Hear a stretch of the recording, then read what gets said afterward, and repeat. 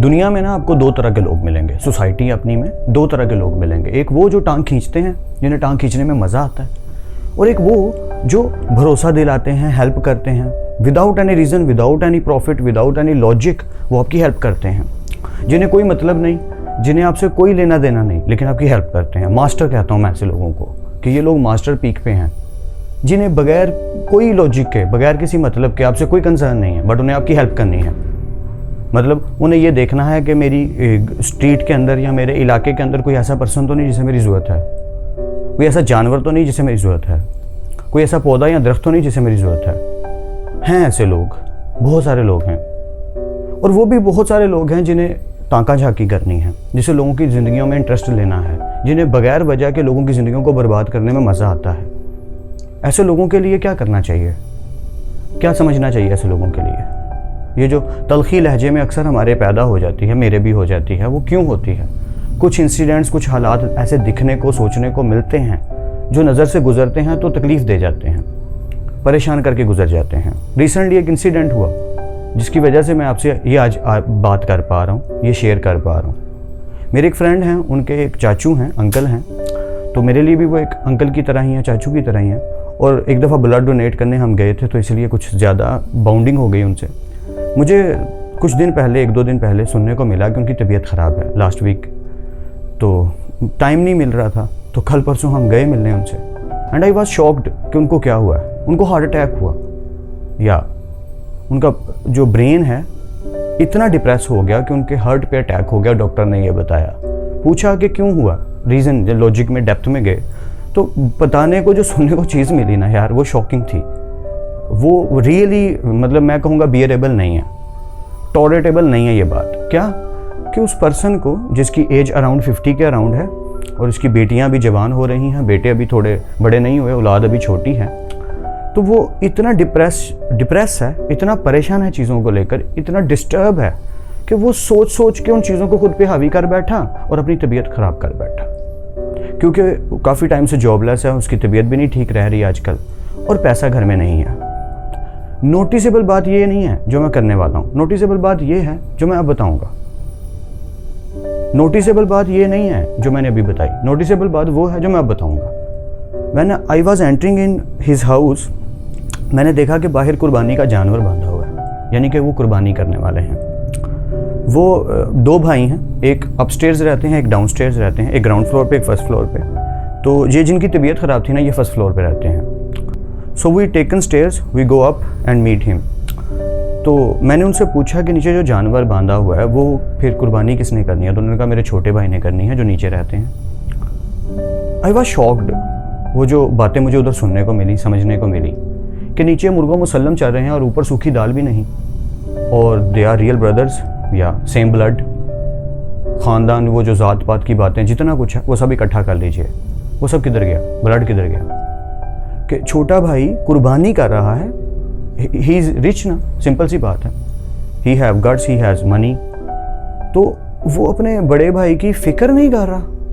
क्या है जी, झगड़ा चल रहा है भाइयों में, कब से? 1-2 माह हो गए हैं। कुछ ज़्यादा बात इस दफ़ा बिगड़ गई थी, इसलिए छोटे भाई ने मुनासिब नहीं समझा बड़े भाई को मनाना, और बड़े भाई ने भी इतना खासी ज़रूरत नहीं समझी इस बात की। लेकिन ऐसी कंडीशन में भी छोटे भाई को ख्याल नहीं आया कि मैं अपने भाई से सुलह कर लूँ, कि बीवी क्या कहेंगी मेरी, या कोई भी रीज़न, खुदा बेहतर जाने, जो भी उनके घर की प्रॉब्लम है। बात सिर्फ ये कहना चाह रहा हूँ कि मुझे नहीं समझ आ रही, मुझे इस ख़ानदानियत या इन रवायतों की या इस इस्लाम की नहीं समझ आ रही। उन लोगों की फ़िक्र मैं बिल्कुल नहीं करता, रियली लिटरली मैं अपनी ही बात कर लेता हूँ। उन लोगों की फ़िक्र मैं खासी नहीं करता जो बेवजह लोगों को नुकसान पहुँचाने पे तुले हैं, जिनसे मुझे कोई फ़र्क नहीं पड़ने वाला। इवन मैं really literally I am seriously telling you, मुझे कोई फ़र्क नहीं पड़ता वो लोग क्या सोचते हैं, रत्ती भर भी फ़र्क नहीं पड़ता। मैं आपको एक किस्सा सुना देता हूँ छोटा सा। इस कहानी का मकसद जो था वो आप समझ गए होंगे, जो मैंने भी बयान की, क्योंकि मैं डिटेल में नहीं जाना चाहता। इवन कि मैं रोने भी लग गया सोच के कि ये क्या हो रहा है। उस शख्स की मदद करने वाले कहाँ तक कितने लोग हैं और कौन क्या कर पा रहा है। I don't want to think about that, I can't be able to figure out that. Actually मैं नहीं निकाल पा रहा सोल्यूशन। किस्सा क्या सुनाने लगा था, दुनिया में ना जो लोग आपकी टांगें खींचते रहते हैं ना, जिनको बड़ा मज़ा आता है आपको बर्बाद करके, आपका नुकसान करके, उनकी फ़िक्र मत कीजिए। एक किस्सा क्या है, मेरी वालदा ने सुनाया था कि एक बादशाह था तो उसका एक वज़ीर था जो बहुत ही शफीक और अच्छा और ईमानदार किस्म का इंसान था, और वो दौर एक चल रहा था। तो ख़बर फैली और सुनने को मिली बादशाह सलामत को कि कोई एक बच्चा है जो दरिया किनारे छोड़ के चला गया, लावारिस छोटा सा बच्चा। सल्तनत के अंदर बात जब फैली तो बादशाह के यहाँ पेश किया गया। दरबार में जब बच्चे को पेश किया गया तो वज़ीर ने रिक्वेस्ट की कि उसकी औलाद नहीं है, काफ़ी साल गुजर गए हैं शादी को लेकिन औलाद पैदा नहीं हुई, तो बादशाह से रिक्वेस्ट की कि मुझे दे दें, मैं इसे पाल लेता हूँ। बादशाह ने कहा ठीक है, आप इसे ले जाएँ। बहुत ही खूबसूरत बच्चा था, ग्रीन आइज़ और ख़ूबसूरत और सफ़ेद चेहरा, जो कि हमारे यहाँ माना जाता है खूबसूरती की अलामतों में, वो सारी चीज़ें थी मेरी वालदा ने जो बताया मुझे। तो वज़ीर उसके अपने घर ले गया और पालने लगा। काफ़ी दिन गुजर गए, मे भी कुछ साल बरस गुजर गए। तो बादशाह ने एक दिन पूछा कि कैसा है वो, तो वज़ीर ने बताया कि अल्हम्दुलिल्लाह ठीक है, बीवी तो गुजर गई, खुदा के पास चली गई, बट मैं अब उसे अच्छे से पाल रहा हूँ, तरबियत करने में लगा हूँ, मेहनत करने में।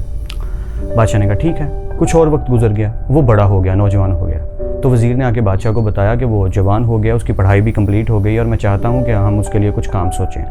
तो बादशाह ने कहा कि मेरे ख़जानों की देखभाल करने के लिए कोई ईमानदार शख्स नहीं मिल रहा, तो बेहतर है तुम उसे ही इस काम पे लगा दो क्योंकि वो पढ़ा लिखा भी है। वज़ीर ने बहुत शुक्र अदा किया और अगले दिन से वो काम करने लगा लड़का।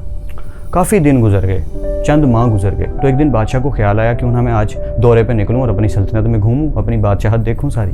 तो बादशाह दौरा करने निकल पड़ा। घूमते घूमते खजांची के पास चला गया जो कि वही लड़का था, यानी कि वो उसी साइड पे गुजरने लगा बादशाह जहाँ पे उनका ख़जाना सारे का सारा सेफ था। तो बादशाह उनके पास जाके बैठे, उस लड़के के पास, और जाके सलाम दुआ की। वो भी बड़े अच्छे से आगे से मिले और बैठ के दोनों में बातचीत हुई। वो जो बातचीत थी ना, वही कहानी का एंड है जो हम मोरल लेना चाहते हैं, कहानी से कंक्लूजन जो निकालना चाहते हैं ना, जो मैं बताना चाह रहा हूँ, वो वही है। तो बादशाह ने हालचाल पूछने के बाद उससे एक सवाल किया, क्या तुम खुश हो? तो उसने आंसर दिया, बादशाह सलामत मैं खुश हूँ, राज़ी हूँ, अल्हम्दुलिल्लाह, अल्लाह का शुक्र है हर तरफ से। बस एक ही छोटी सी परेशानी है जो मुझे कभी कभी परेशान करती है। बादशाह ने पूछा क्या? कहता है, तो उस शख्स ने आगे से कहा, उस लड़के ने कहा कि मुझसे तमाम लोग राज़ी हैं। वो कहने लगा कि मुझसे तमाम लोग राज़ी हैं सिवाय उन लोगों के जो अपने ही हसद की वजह से मुझसे नहीं राज़ी, उनका मेरी समझ में नहीं आता, मैं क्या करूं। बादशाह ने पूछा कि मैं कुछ समझा नहीं। तो उस लड़के ने ना आगे दलील देने के लिए या डिफ़ाइन करने के लिए बताया कि वो तमाम लोग मुझसे खुश हैं जो ईमानदारी से मेरा काम देखते हैं, मुझे समझते हैं, लेकिन कुछ लोग हैं जो मुझे सिर्फ इसलिए नापसंद करते हैं क्योंकि मैं उनसे बेहतर हूँ। कुछ लोग हैं जो मुझसे हसद करते हैं, जो मुझसे कभी भी खुश हो ही नहीं सकते मैं कुछ भी कर लूँ। तो बादशाह ने कहा उनकी फ़िक्र ही मत किया करो, उनकी फ़िक्र करने की ज़रूरत नहीं है। हमारे यहाँ भी ज़िंदगी में वो जो दो टाइप के लोग हैं, जिनमें पहली कैटेगरी मैंने आपको पहले ही बताई, जो आपकी टांग खींचने में लगे हैं, जिन्हें मज़ा आता है आपको दुख दे के, दर्द दे के, तकलीफ़ दे के। मेरी समझ में आज तक नहीं आया ये लोग कौन हैं, सच्ची में मैंने बहुत सोचा इसके बारे में, आंसर मिल जाए, इनके लिए कोई टाइटल मैं चूज़ कर लूँ, बट नहीं, ये लोग हर चीज़ को क्रॉस कर गए हैं। ये वो लोग हैं जिन्हें कोई फ़र्क नहीं पड़ता कौन क्या कह रहा है, जो हर तरफ उधम मचाने को तैयार हैं, बर्बादी फैलाने को तैयार हैं। शरारत is a different thing, but तकलीफ़ पहुंचाना इज़ अ डिफरेंट थिंग। शरारतें करो, एंजॉय करो, लेकिन किसी को तकलीफ़ मत पहुंचाओ। ऐसा मतलब हजूर पाक सल्लल्लाहु अलैहि वसल्लम की हदीसों मुबारक हम डिस्कस कर चुके हैं, डिटेल से डिस्कस की थी हमने। हजूर पाक ने बहुत ही सख्त अंदाज में कहा था, अल्लाह कमी बेशी माफ़ करे, खुदा की कसम वो हम में से नहीं, खुदा की कसम वो हम में से नहीं, खुदा की कसम वो हम में से नहीं। तो सहाबा ने डर के अपने घुटनों के बल खड़े होकर पूछा था कि कौन? तो आपने फरमाया जिसकी ज़ुबान और हाथ से दूसरा उसका हमसाया महफूज नहीं, कोई भी दूसरा मुसलमान महफूज नहीं। तो अगर कोई किसी को नुकसान पहुंचा रहा है, किसी को तकलीफ़ पहुंचा रहा है, तो हुजूर पाक के अकॉर्डिंग सल्लल्लाहु अलैहि वसल्लम के अकॉर्डिंग वो दीन से बाहर है, वो वाकई मुसलमान नहीं है। तो ऐसे भाई, ऐसे दोस्त, ऐसे कज़न्स, ऐसे कोलीग्स, ऐसे एम्प्लॉयज़ जो दूसरों की मदद करने की बजाय तकलीफ़ पहुंचा रहे हैं, मुझे उनकी समझ नहीं आती। मैं उनको समझना भी नहीं एक्चुअली अब चाहता कि वो क्या सोचते हैं, क्या कहते हैं, उन्हें क्या ठीक लगता है, क्या गलत लगता है, लगता रहे। मुझे वो मास्टर बनना है जिसकी मैं बात कर रहा हूँ, और आप सबसे भी रिक्वेस्ट है कि वो मास्टर बनने की कोशिश कीजिए। अल्लाह में तौफीक दे। मैं बड़ी कोशिश करता हूँ, नहीं हो पाता। मैं बहुत सारी गलतियाँ करता रहता हूँ, बहुत सारी, अनगिनत। अनजाने में न जाने मैंने कितनों का दिल दुखाया हो। मैं खुदा से भी माफ़ी मांगना चाहता हूँ और उन सब से भी, लेकिन कोशिश करना चाहता हूँ अब आइंदा, पहले भी कर रहा हूँ लेकिन और ज़्यादा कोशिश करना चाहता हूँ। आपसे भी रिक्वेस्ट कर रहा हूँ, आप भी कोशिश कीजिए। सुख पहुँचाना है यार, सुख देना लोगों को, मतलब कुछ भी करके लोगों तक अच्छाई और खुशी पहुँचाने की कोशिश करनी है। मेरी वालदा का ना एक किस्सा सुनाता हूँ आपको छोटा सा, फिर इस बात को सम अप करते हैं या फिर इस बात को ख़त्म करते हैं। हमारे हमसायों में साथ वाले घर में एक नई फैमिली शिफ्ट हुई, काफ़ी टाइम पहले की बात है। जब वो शिफ्ट हुए ना, तो सुबह का वक्त था, मुझे अच्छे से याद है। मुझे जल्दी थी कॉलेज जाने की। तो मैं लेट हो रहा था। तो लेक्चर होता था मेरा 9 बजे, तो मैं लेट हो रहा था थोड़ा सा। तो वालदा ने कहा कि ये मैंने नाश्ता बना दिया, चाय और बिस्किट्स और समथिंग एल्स जो भी वहाँ पे अवेलेबिलिटी थी उस टाइम, ये ना तुम उनकी तरफ दे आओ। एंड आई वॉज शॉक्ड कि क्यों, मैं तो उन्हें जानता भी नहीं हूँ। लेकिन ये बात याद इसीलिए शायद रह गई कि शॉक्ड हो गया मैं। शॉकिंग बातें याद रह जाती हैं। तो मैंने खैर ट्रे ली और चला गया। मैंने दस्तक दी, उन्होंने डोर ओपन किया, तो मैंने कहा ये मेरी वालदा ने नाश्ता भिजवाया, ये आप ले लीजिए।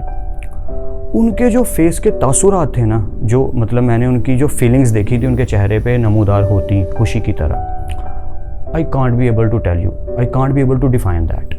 वो खुशी, उम्मीद, सुख, सारा कुछ इकट्ठा था। मैं वापस आ गया दे के, उन्होंने खैर वो ट्रे ले ली, थैंक यू कहा मुझे और ट्रे ले ली, मैं भी आ गया। तो मुझे समझ अभी भी नहीं आई, हालांकि समझ आ जानी चाहिए थी, but I was a duffer person, मुझे नहीं समझ आई। तो अम्मी ने कहा कि वो अभी तो शिफ्ट हुए हैं रात को, अभी उनका किचन सेट नहीं हुआ होगा, कोई चीज़ सेट नहीं हुई होगी। मैंने विंडो से देखा था वो 4-5 लोग थे, तो मैंने इसीलिए चाहे 10-12 लोगों के लिए बना दी कि मे भी और लोग भी हों। और जो ब्रेड और एग्स थे वो बना दिए और थोड़ी से बिस्किट रख दिए कि चले कुछ तो वो खाएंगे, बाहर से लाएंगे, बर्तन अभी सेट नहीं, कोई चीज़ सेट नहीं, तो वो ले लेंगे। तो मतलब सिर्फ ये बात बताने का कि दैट इज़ एक्चुअली केयरिंग, ये है असल एहसास जो मैंने उनसे उस दिन अडॉप्ट किया। अभी तक सही से मेरे अंदर नहीं जा रहा, वो मेरे जिस्म तक असर कर रहा है पर मेरी रूह तक अभी तक असर नहीं कर पा रहा। जिस तरह मैं चाह रहा हूँ कि मेरी रूहानियत पे असर हो। कुछ चोटें ना जिस्म पे नहीं लगती, रूहानियत पे लगती हैं, आपके रूहानी जिस्म पे, आपकी रूह पे, वो होती है असल चोट। जिस्म की चोट तो निशान छोड़ जाती है, पर रूह की जो चोट है वो निशान नहीं छोड़ती, वो याद छोड़ जाती है, वो आप पे एक अपना असर छोड़ जाती है। और अगर उस असर से आप फ़ायदा नहीं उठा रहे और अभी भी दूसरों के लिए कुछ अच्छा नहीं कर रहे तो उसका कोई फ़ायदा नहीं। तो बेहतर यही है कि हम सबकी मदद करें, दूसरों का ख्याल करें, जितना हम कर सकते हैं हमने उतने का ही जवाब देना है। ये दीन ने हमारे लिए बहुत आसानी कर दी कि हम सिर्फ उसका ही जवाब दें, जिस कदर हम कर सकते हैं किसी के लिए कुछ, तो अब उतना तो करने की कोशिश कीजिए।